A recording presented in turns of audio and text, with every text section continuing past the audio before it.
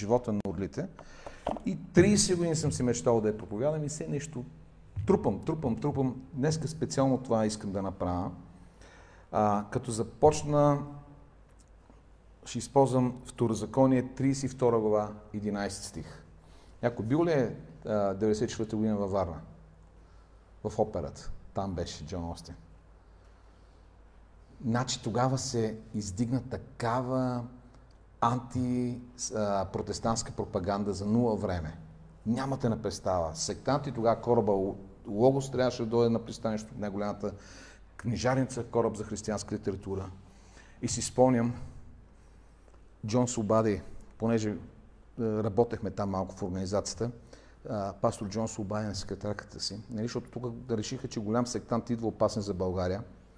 И той изпрати 2 писма секретарката. Едното беше от Буш, който казва, той е пастор, да даде Господ да има повече такива пастори като него в Америка и България наистина е привилегирована такъв пастор, такъв ранг да гостува. И другото беше мисля, че от кмета на Нью-Йорк тогава също и давахме го на пресата и спреха.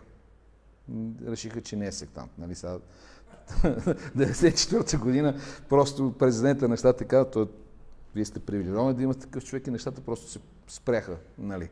След продължи, но си спомням, много добре си спомням тази кампания. Второзаконие 32 глава, влизам директно в словото, дайте ми време да се разгъна. Както орел разбутва гнездото си и трепери над пилетата си, разпростира крилата си, ги поема и ги вдига на крилата си, така сам Господ ги води, става въпрос за Израел, и там нямаше намеса на чужд Бог. Нямаше чужд Бог сред тях. В месец се казва буквално, Бог беше като орел, който се носи на гнездото си, засенчваше малките си, после разперва крилете си, издига ги във въздуха и ги учеше да летят. Само Бог ги водеше, нямаше и помен от чужд Бог. Бог в този случай е един от малкото случаи, където се сравнява с нещо и се сравнява с орел. Един от малкото случаи се сравнява с орел, а нас ни сравнява като малки орлета, които трябва да ни научи за живота. Което ни кара, че ние трябва да почнем по някакъв начин да разсъждаваме върху тези принципи, които Библията ни говори, и да извлечеме поука. Очудващо е, че над 90% орлите прекарат във въздуха. Реят се. Времето си в дена, те прекарат във въздуха, в синевата. Така че има наистина смисъл защо орела е сравнен с Бога, който е символ на самия Създател. Орела също така е и символ на вярващия човек, който се издига към Бога в вяра и в молитва.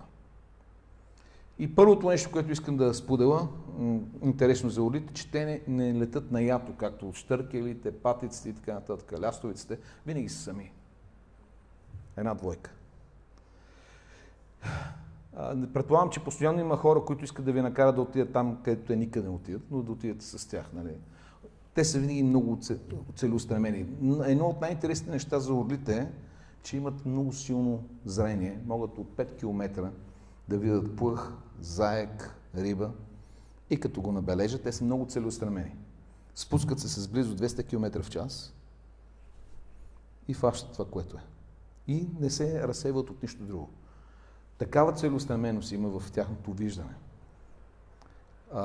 Идеята ми е, че орлите имат такова видение. Представете си за какво зрение говорим и когато си набележи цел, какво прави. Ние много пъти говорим за целите в живота ни, да бъдем целеустремени, да имаме видение, да бъдем фокусирани, да не се разсеяме. Дявол идва всякакви разсейвания, всякакви неща, да ни спъне, да ни разфокусира, да бъдеш фокусиран. Има един стих, където се казва: Исус насочи, целеустреми лицето си към Иерусалим. И знаеше, че има мисия да изпълни в Иерусалим. Междувременно някои хора се опитаха да го направят цар. Не, той искаше да е цар, той не се яви на избори да става цар, те искаха на сила да го направят цар. Вижте сега, ако някой чак толкова иска да ме направи цар, добре, сега, щом така сте решили, що па да не стана цар, нали? Казвам ви как човек ще постъпи. Исус обаче, като разбра помислите, избяга, укри се от тях. Той не искаше. Той знаеше, че неговата цел беше кръста, неговата цел беше да се пожертва и той беше, се казва, той насочи, целеустреми лицето си към Иерусалим. Не позволи нищо да го изкара от фокуса, от мисията му, от плана, от целта за живота. По същия начин, както орела, когато се спуска към целта, заек ли ще, какво ще е, нищо, той не гледа нищо друго. Като куршум отива и го лови. Което говори за тази целеустременост. И вижте Йов какво казва. Йов 39, 27, 29. При твоя заповед ли се възвисява орела и прави гнездото си по височините? Живее по канарите и там обитава, по върховете на скалите, по непреходимите места, оттам си съзира плячка, очите му я съглеждат отдалеч. Говорим за най-старата книга на Библията. Така че, другото нещо интересно, че основен враг на орлите са змите. Интересно, нали? В това също има много символика и специфика, защото орела, по-интересно, че сграбчва змията, дига я на високо и я пуска върху канарата. За мен канарата винаги е Христос. Да се смачка, да се сграбчва я, дига я, пуска я на канарата. Наистина е интересно. Змите са те, които обикновено могат да спълзат там, за да ядат малките и така нататък. Така че за мен това е много силен и ясен образ, откъде черпи силата си орела. Другото още интересно нещо, само искам да ви покажа, че орлите не се хранят с мърша. Винаги жива, прясна храна. Те си убиват. Риба лише, заек лише, прясно. Те не са лешояди. Не се хранят с мърша. И си мисля за това колко за височината, в която живеят, за енергията, която имат нужда. Те имат нужда от свежа, питателна, качествена храна. И си мисля за нас, които се казва хлябът наш насъщен, свеж. Вижте, аз по някой път ям стар хляб. Жена ми много ми се кара, че ако тук има топъл хляб и тук има стар, аз посягам към топлия. Викам, той стария ще си остане. Това е моята логика. Стария ще, той ще си остане стар, ама топли и той ще стане така, че... Нали? Така че аз открих нещо орелско в мене, да знаеш. Въпросът е, че орлите се хранят винаги с свежа храна. И си мисля за това, което Христос казва, хляба наш насъщен, дай го нам, ежедневния, т.е. днешния. И знаеме за маната, която не може да се складира, винаги е свежа мана. И когато се опиташ да складираш, тя червясваше и мухлясва храната и така нататък. Говори за това нещо, че когато Бог казва, искам да бъдете като орлите, ни споменава орлите, да се учим от тях, виждаме, че в тях има винаги свежа храна, винаги свежо помазание, винаги свежо слово от Господа, винаги сега. Познавам християни, които могат да живеят само на спомени, но Бог се движи днеска, Господ отговаря днеска, Бог е актуален днеска, Божието Слово е актуално за днеска и хляба наш насъщен. Човек не само ще живее с хляб, но и с всяко слово от Твоето уста, което идва към мене днес. Днес ми говори. Днес слугата ти те слуша. Днес имам нужда, Господи, ти да ми говориш. Така че имаме нужда от най-пресното, от свежото слово. Едно от нещата, които прекарвам в седмицата, винаги е, чуйте ме като пастор, Господи, какво да говоря. Дори за това нещо съм се молил, чел съм, разсъждал съм. Чакам, не защото не мога да говоря на всяка една тема. При 33 години опит, повярвайте ми, пипнете ме, което искате, обръщам се, тегва, почвам темата и ви правя просто, няма проблем. Но за мен е ти да ми говориш. Дори аз имам другия проблем, който е, подготвям си някакви записки.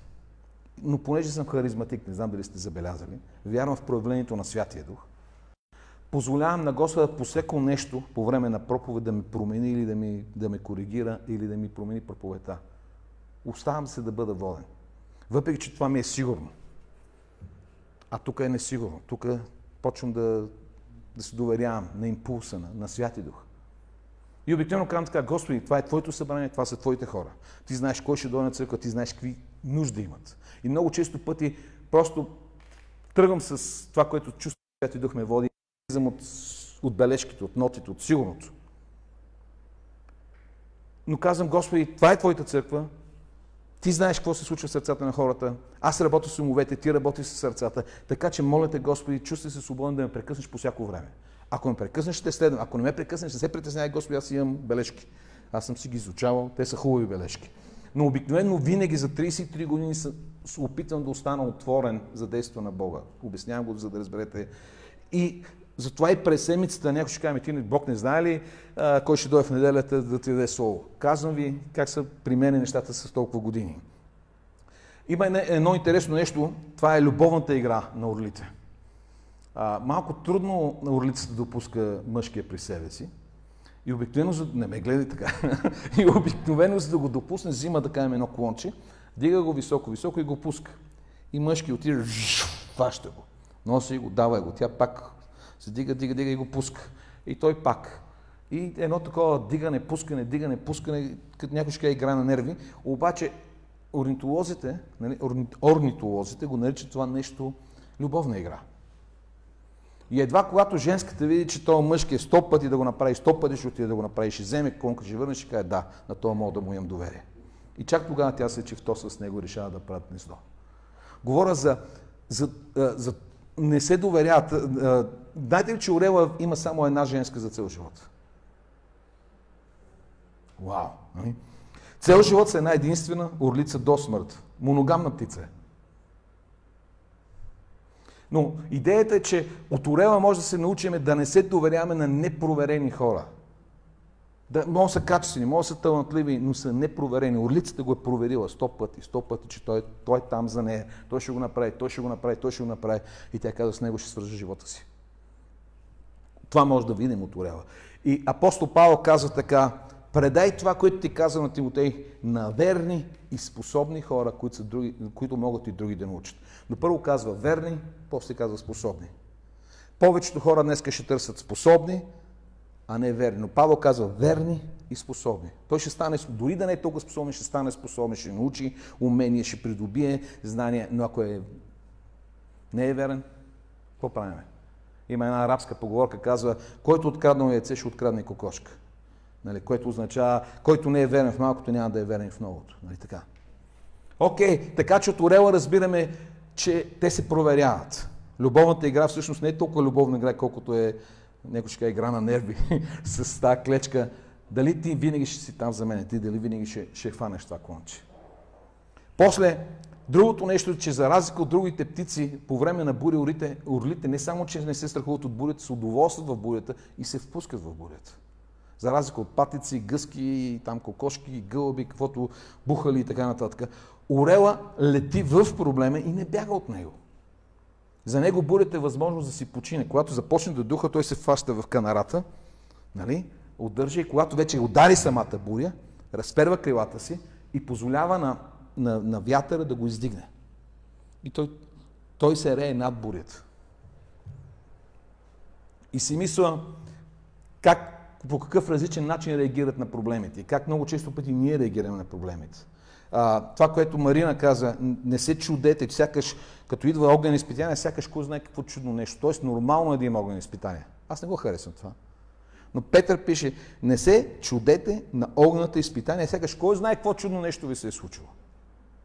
Тоест, ако няма огнени изпитания, се чуди защо няма.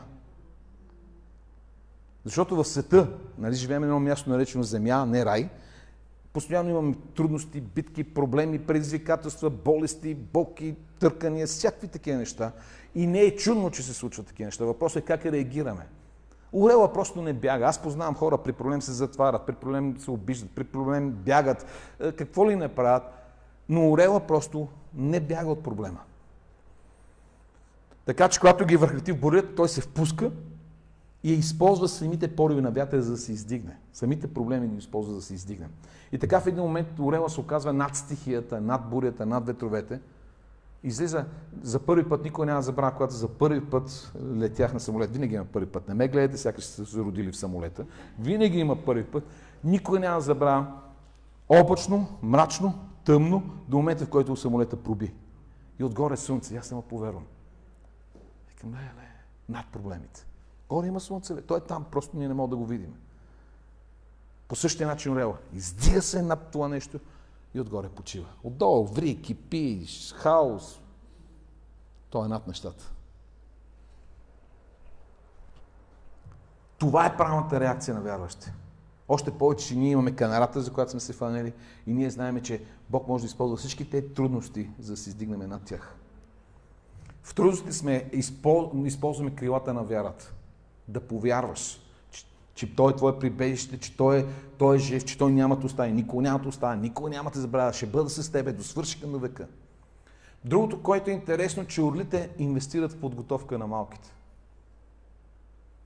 да го научи това нещо да лети. Инвестират в подготовка.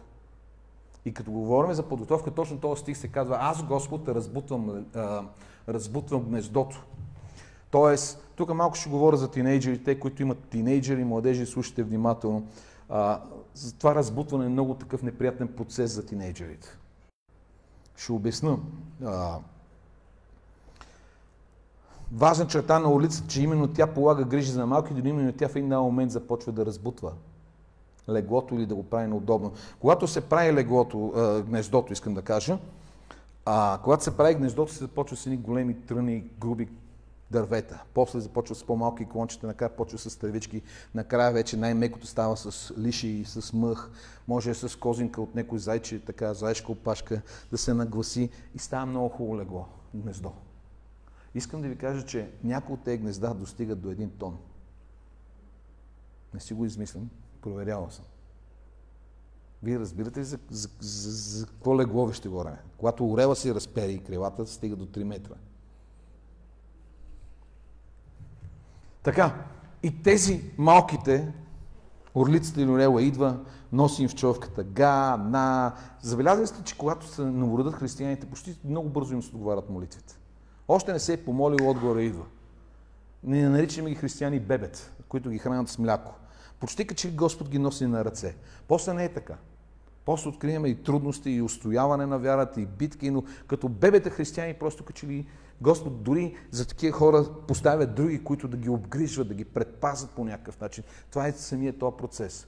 В един момент те орлета позаякват, почват да надничат от гнездото, чакат, нали? И в един момент, малко по малко, орлицата почва да вади удобствата. Защото така сме създадени, че удобствата ни създават комфорт и спират прогреса. Но удобствата са те, които ни карат да се развиваме. Трудности. Почва да вади, да спира интернета, примерно на тинейджерите. Почва да ги кара да си плащат наем. Или почва да го кара да си изпере, да си измие, да си изготви, да си подреди стаята. И почват малко по малко всички те удобства, които са били даденост, вече да ги няма. Нали?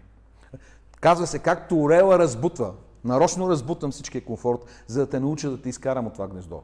Да, това гнездо беше да докрепнеш, да заякнеш, сега вече не е там. Не ми е целта цел живот да те храна.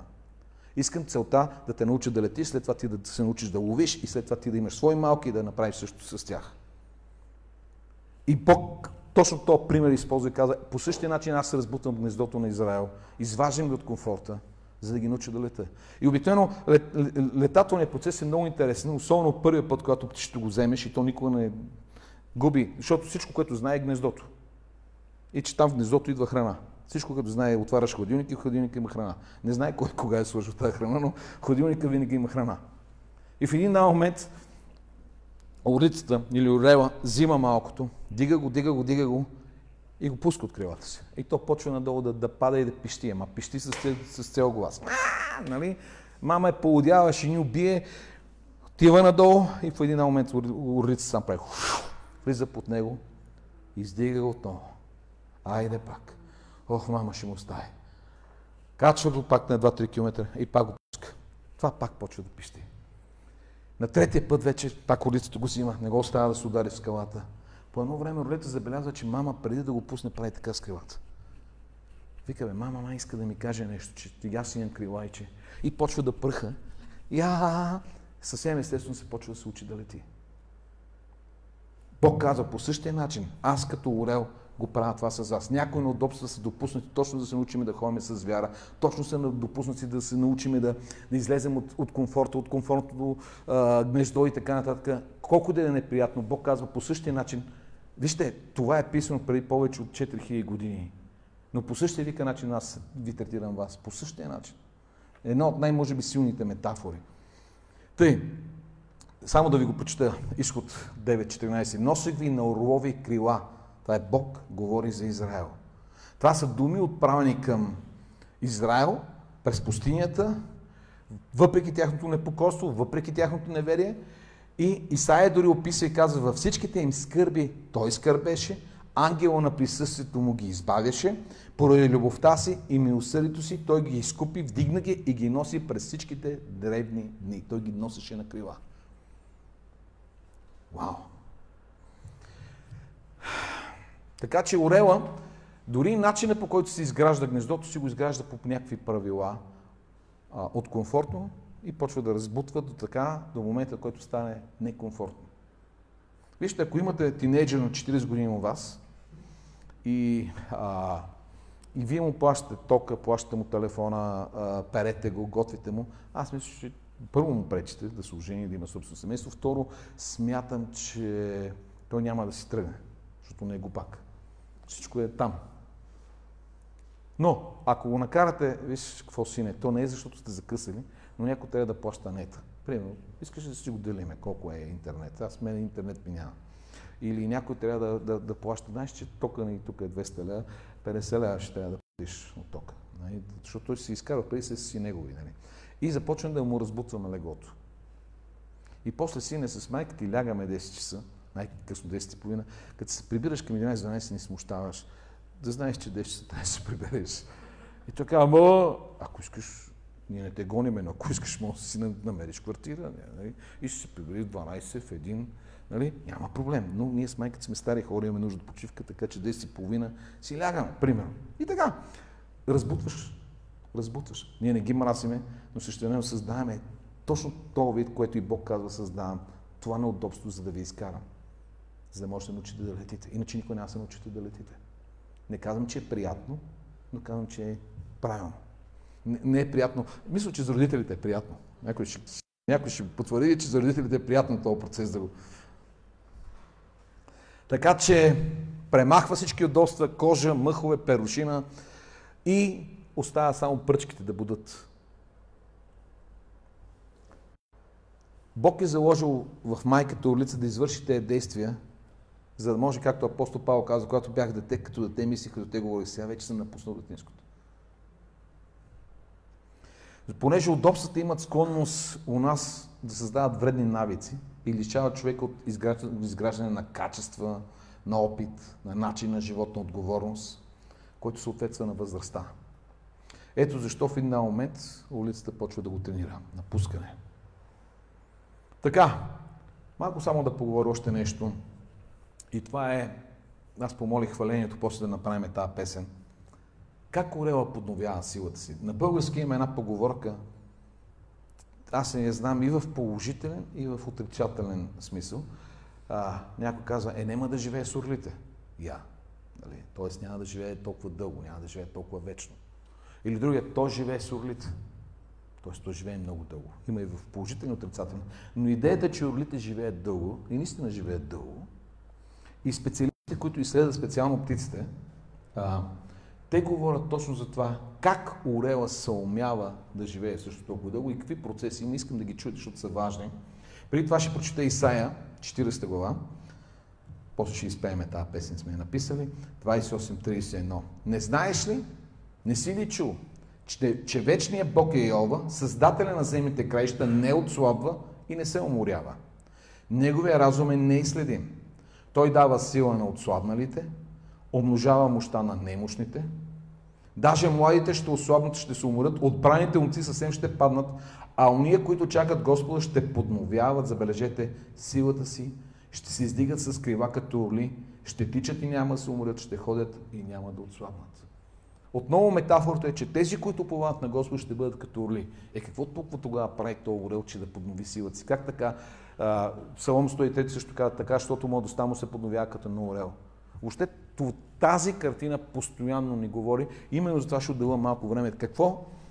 Това са факти от биологията, нищо не съм си измислил. Какво точно прави орела, за да поднови силата си? И защо Господ ни сравнява с тях и иска ние по същия начин да подновяваме силата си? Това е свързано с Божието действие на обновяване в живота ни. Не говоря само за ново раждане. Ние знаем какво е ново раждане, когато човек се покае, приеме Исус за свой Господ Спасител. Духа му се новоражда в него. Но говориме за обновяване, защото живеем в свят, където се изноряваме, уморяваме, падаме, ставаме, трудно ни е. Знаете, мой любим стих, правен, ако падне 7 пъти, пак ще стане, защото Господ е с него да му помогне. Най-любимата ми част от този стих е, че праведният пада 7 пъти. Защото някои хора мислят, че праведните не падат. А там пише, праведният, ако падне 7 пъти, пак ще стане. Праведните падат, повярвайте ми. А те, които не падат, викат, че са праведни и лъжат. Нали? Аз не познавам до сега човек, който да не е бъркал в нещо. Но имаме този процес на обновяване. И орнитолозите наблюдават живота на родите и откриват един специфичен процес, който има важно приложение за нас. Орелът е единственото създание, което може да удължи, дори да удвои живота си. Слушайте ме сега. Това е важно. Това нещо Бог го е заложил в татица. Първоначално живота на орела е около 60 години. Когато ги наближи, той почва да остарява, изнемощява и сякаш, викаш, това орел вече умира. Не говоря за орлите в зоологическата градина, нищо не сте видяли там. Но точно в този момент Бог е предвидил да прибави още толкова време живот. Така че този орел да може да живее до 120 години. Как по-точно се случва това, искам да го обясна. Когато наближи тази 60 годишнина на орела, старостта, дава реално отражение върху птицата, усещайки тя започва да лети, да се осамотява високо на канарите в планините и намира място на уединение. За определен период се скрива. Също така трябва да помним, че за нас имаме място на уединение и се скрием в канарата Христос. Там, откъдето може да намерим истински покой, почивка, истински мир, истинска радост, истинска утеха. Изведнъж осъзнаваме, че всичко, което искаме от тук, там. Тази седмица написах нещо във Фейсбук. За първ път го видях. Моля да чета Битие толкова пъти, толкова години, стотици път съм го чел и да го видя за първи път. Момента, в който се строи Вавилонската кула и те казват, елате да се събереме, да си построиме, да си придобием име, да станем велики и така нататък, и така нататък. И Господ казва, яда слезем да видим какво правят. Тоест, това беше върха на човешкото постижение тогава. А Бог казва, чакай да слезе. Значи на върха на твоето да без, да фърз, да number one, нали? Бог казва, чакай да слезе да видя какво правят. Тоест, твоето най-добро винаги Господ слиза.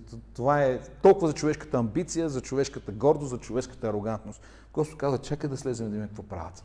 Та, по същия начин, в един момент в света ти имаш всякакви тези неща, но само в Бога може да намериш мира, почивката, утехата, радостта. Нуждаем се от това уединение и орела точно това прави. Но той не отива там, за да умре. В Новия Завет израза в Христос, чрез Христос, в Него се споменава около 130 пъти. Мисля, че са 132, лично аз съм се опитал да ги броя. Предизвикам ги на много места. Идеята е, че в Христос, там е канарата ни, там е уединението, там е силата, там ни е живота, там у Него са изворите на живота.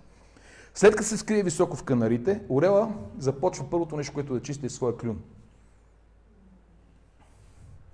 Много старателно. Клюна има налепи, има и такива закостенявания. По някой път дори орела трябва да ги разбие тези закостенявания, защото ако не разбие това калци или варове, какво се нарича, клюна не може да работи вече и то не може да се храни и ще умре от глад. Така че бие в скалата, разбива това закостеняване, не е приятно, главата му става в кръв, но успява да пребори закостеняването.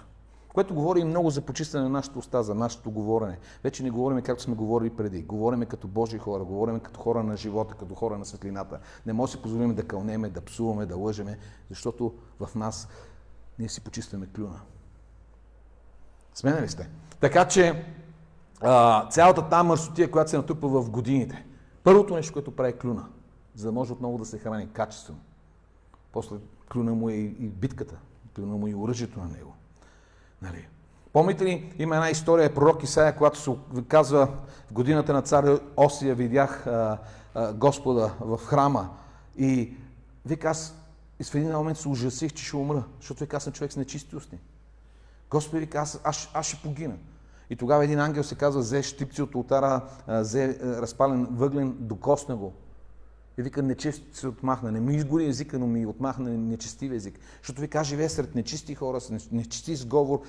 Колкото и сте святи, днес сигурно сте чули поне в работа, в новините, поне 100 неприлични думи. Дори да не ги сте съгласни и вие ги чувате, то почва да омърсявате, влияе. Исаия го знаеше. Да, Боже, аз те обичам, но аз живея, вика, сред нечисти хора. Аз общувам с тези хора, аз живея сред тях, аз работя с тях. Нечестието, аз вика го отмахам от тебе. Ти не можеш, аз го отмахам от тебе.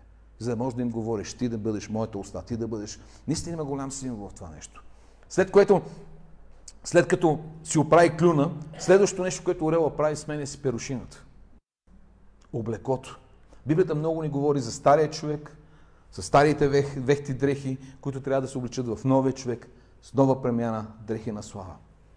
Духовната промяна винаги е свързана с събличане на стария човек и обличане на новия човек. Павел го казва, стария човек, който тлее под измамните страсти. Тлее. Тлеенето е това, че винаги има шанс да пламне. Винаги има шанс да пламне. Винаги съм харесал стиха в Римляни 12, където се казва жертва, да предадем себе си жертва, жива, свята, богоугодна. Това не мога да разбера. Как може да си жива жертва? Живата жертва по всяко време може да стане изстрелена от ултара. Ако е мъртва жертва, тя е убита, тя няма претенции. Но аз съм жив, аз се жертвам и аз го избирам да се жертвам. Ако съм мъртва жертва, от мене нищо не зависи. Това за калвинист. От тебе нищо не зависи. Не, аз съм жива жертва и по всяко време аз мога да кажа не. Точно както Исус можеше да каже не на Отец, но Той каза не да бъде както аз искам, но както ти искаш. Не да бъде моята воля, твоята воля да бъде. Но Той имаше право да каже не. Разбирате ли колко е важно за заложена свободната воля във всеки един от нас? Ние избираме. Защото живота ни се управлява от обстоятелства и от избора, който правим, решението, което взимаме. Okay? Връщаме се на... Ще изтърпите ли още малко? Да? 5 минутки. Okay. Тук имам две фенки, две сестри. После ще ви представя. Ще може? Мариана ме е помагала, тя се свърза, ние всъщност за пръв път се виждаме. За пръв път се виждаме, тя е в Германия, ми е помагала почти на всяко едно пътуване в Украйна, финансово. Наистина. Да, всеки път чете. Струва си човек да... Бяха ме атакували, защо ти пишеш, какво правите, не се ли гордееш, не се ли възгордяваш. Хора са дали пари, ние трябва да напишем какво сме направили. И моят принцип е такъв, когато са частни, лични средства, левицата не трябва да знае десницата. Когато са публични, тогава трябва да има отчет. Какво е направено, за да има доверие. Нали? Иначе ние създаваме предпоставка за недоверие и за корупция. Няма как да стане. Така, да довърша тази проповед, но благодаря за подкрепата. В крайна сметка аз ти написах, че един ден вярвам да се срещнем. Това беше преди 2 години, когато започна войната. Ето, дойде дена да се срещнем. Окей. След като си чисти клюна, се освобождава от перушината. Събличането на тази стара дреха, мръсна дрипа. И другото нещо, което прави много интересно орела, отива на течаща вода, на някой поток. И са изследвали, че близо 40 дни той е там. Буквално всеки ден се мие. Чисти, мие, къса. Става, ако сте виждали опърлено пиле вече без... така става. Крие се, никой не го вижда. И се мие 40 дена. След което започват един естествен процес в него да избива омазняване на тялото му и да избива нов пух. Никога не пренебрегвайте естествените сили на организма ви да се възстановите. Никога не го... Бог го е заложил. Когато кажем Бог е мой изцелител, повечето християни днеска смятат, че когато стане въпрос за изцеление, някой се моли, той е болен, хоп, здрав съм, слава на Бог, Бог ме изцели. Окей, аз вярвам в инцидент, как в внезапното, моменталното изцеление. Но вярвам и в другото изцеление. Той е, който изцелява всичките ни болести. Той е заложил в мене ген, моето тяло, ДНК, да се бори срещу всяка болест, срещу всеки вирус. Той го е заложил. Така че моят организъм се преборва с тази болест, но той е, който му го е заложил, да мога да се преборя. Той е заложил, като се порежа тази кръв, да се съсири раната ми, да оздравее. Той е моят изцелител.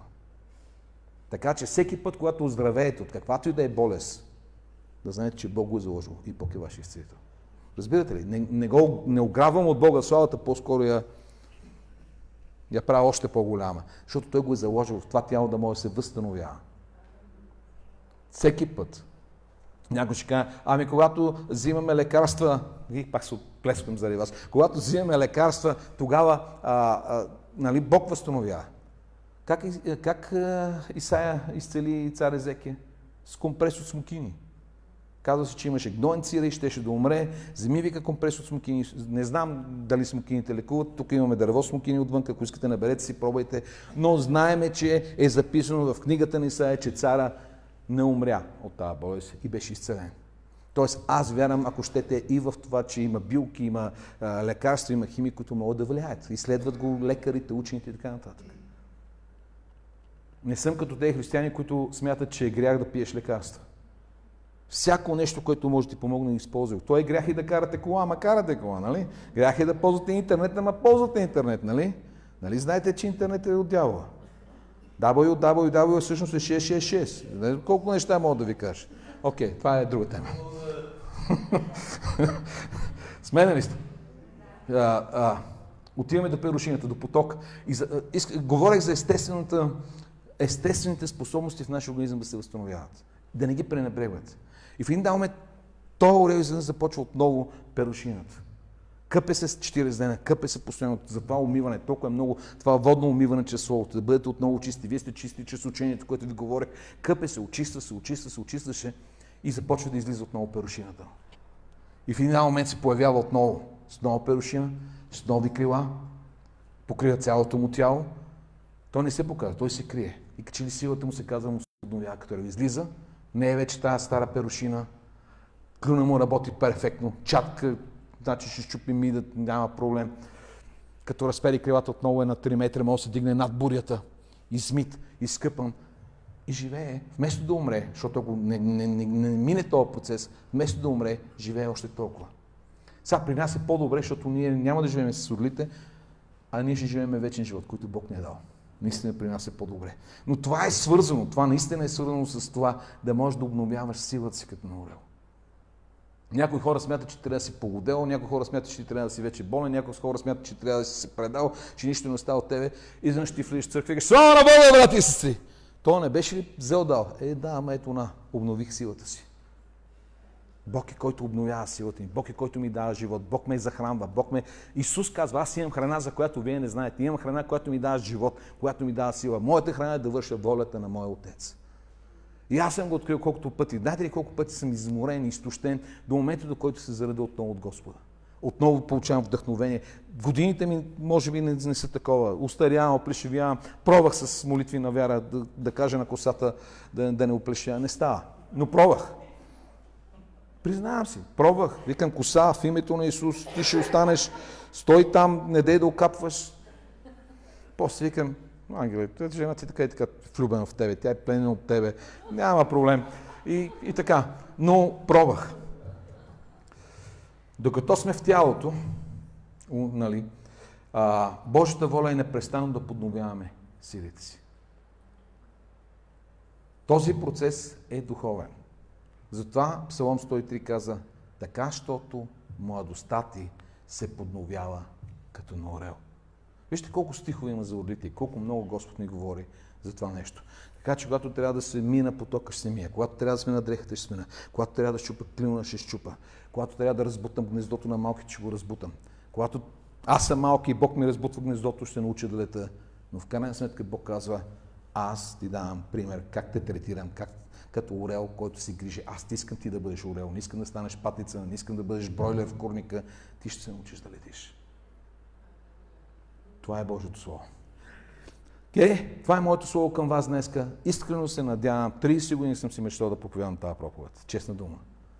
Чувал съм много през годините различни получения, но викам: аз един ден ще направя. Така че вие заведнъж дойдохте и оцелихте точно тази. Имам нужда от тази песен, за която ти говорех. Той дава сила.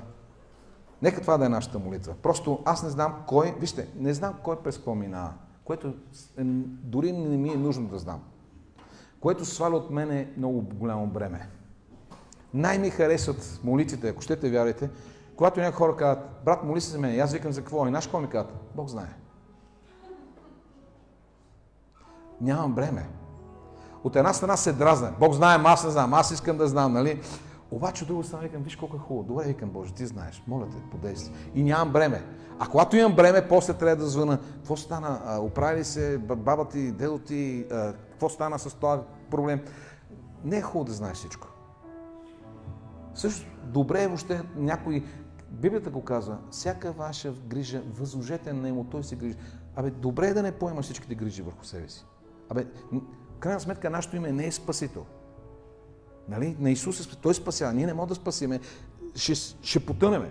Ще се щупиме. Ще се съкрушиме, защото не може да понесеме повече. Ние не сме Господ. Затова он цар много ми хареса, когато майката викаше към него, той вика: ако Господ ти не помогне, аз къде да ти помогна? Той е цар. Ако Господ не ти помогне. И това е голямото изкушение за пасторите да играят тази роля на посредници между Бога или те да се помогнат. Не мога да ти помогна. Мога да те насърча, мога да се моля за теб, мога да се опитам, но малкото, което мога да помогне, е толкова малко, че не знам. Мислили сте за тази история? Жена, вдовица, тънала в дългове. Двамата и сина ще отидат в робство. Това е описано в 4 царе. Моли пастора, пророк Елисей: моля ти се, помогни ми. Затънали сме в дългове, ще ми вземат децата за роби. И аз винаги се поставя на местото на Елисей. Ако аз имам такава жена в църква, какво ще направя? Ще събера дарение. Ще напиша в интернет: братя, сестри, трябва да помогнем. Тук такава трагедия. И тя ще бъде длъжна на нас. Защото ние сме помогнали. А Елисей каза: какво да направя? Какво имаш? Той накара погледне към нея. Кажи ми ти какво имаш. Нямам, вижте, запомнете го, нямам нищо освен. Нищо освен. Ете това, за това освен говорим. Това, което смятаме, че е толкова е нищо, че ете това освен го взе, това малко масло, и Господ го умножи. Толкова пъти пренебрегваме това нищо освен. Това малкото нищо. Какво се вика този хляб и тези рибки за толкова много хора? В ръцете на Господа това стига. Много пъти съм говорил, че зависи в чии ръце е това нищо. Повярвайте ми, една топка в моите ръце струва 10 лева. А една топка в ръцете на Меси, извинявам се, Кристиано Роналдо, особено ако я разпише, може да струва и 1 милион. Много е важно в чии ръце е това. Нищо освен. И си мисля за това нещо през цялото време. Какво бих аз направил като човек? По-човешки бих опитал. И колко пъти Бог ме казал: води ги при мене, не ги води при тебе. Закървай ги с мене. Аз няма да съм утре там. Други ден няма да съм там. По-други ден няма да съм там. Ти трябва да се научиш ти да можеш да говориш с Господ. Ти трябва да се научиш ти да можеш да търсиш Бога. Ти трябва да се научиш ти да можеш да ходиш с Бога. Страхотно е. Аз не съм някакъв коровосърдечен, който не искам да помогна, но не мога да помогна. Разберете, и вие не мога да помогнете на всички. Родителите, къде си мислим, че цял живот сме като орлици върху децата? Не може. В един момент разбираш, че те не са наши, че трябва да ги пуснем. Много е болезнено. Това е моето дете. А ние били са бойници. Бог ни ги е доверил за период от време и Бог ще каже: направи най-доброто от това, което съм ти дал. Да ги обучиш, да ги научиш, да се справят с живота, да ходят с вяра. Чух вика и ми стана много разно, че не чух, че децата ти ходят във вашата вяра. Това пише Йоан. Така вика се зарадах, когато чух, че децата ти ходят във вярата. Защо Бог откри на Авраам какво ще прави с Содом и Гомора? Защото е клюкар. Защо му казва да скрие ли от Авраам какво ще направя? Вика: не, защото той непременно ще заповяда и ще научи децата си да ходят в моите пътища. Затова ще му кажа. Бог виждаше поколението, на което още го нямаше, че той ще ги учи в това нещо. И вика: затова ще му открие тайните. Окей. Ако има орли тук, сега е момента само да направите така с крилата и да кажете: ще се издигам над всичко. Окей, това е вашето време с Бога. Просто затворете очи, абстрахирайте от всеки друг и приемете. Просто това. Нека сега да го запечатваме си. Той дава сила на отслабналите и умножава мощта на немощите. Но уния, които чакат Господа, ще подновяват силата си. Още се издигат с крила, ще се издигат с крила като орли, ще тичат и няма да се борят, ще ходят и няма да отслабнат. Той дава сила, сила на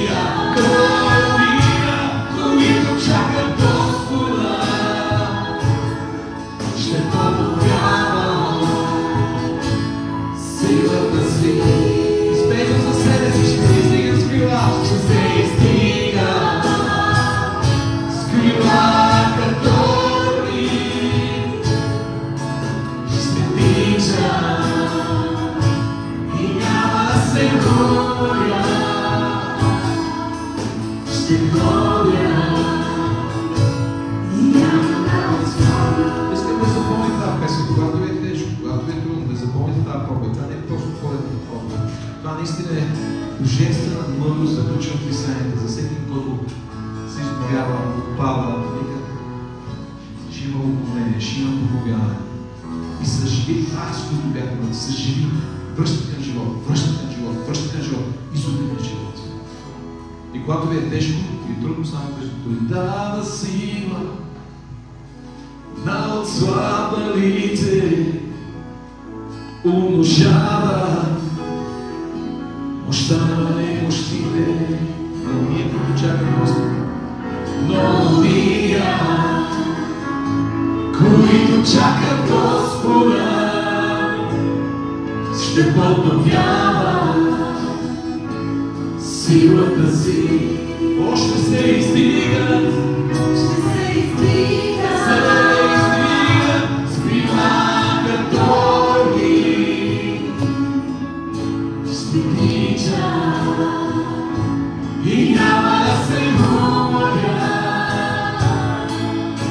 ще ходят и няма да отслабнат. Алелуя! Боже, моля да разпространи с Твоя мир, разпространи с Твоята радост. Бъди с нас в нашето ежедневие, бъди с нас в работата ни, в семействата ни, в домовете ни, в битките ни, в трудностите. Укрепвай ни, Господи. Ти си нашата канара, Ти си нашата опора. Направявай стъпките ни, когато се видим следващия път, с който се видим. Да има причина да Те благодариме, да има причина да Те хвалиме. На Тебе отдаваме слава. Амин. Господи, благослови. От другата неделя нататък да почва 4 дни се напълни с деца и с всички, които ваканцуват. Най-накрая ще се събереме. Това лято направо ужасно дълго за пастирите. Господи, благослови.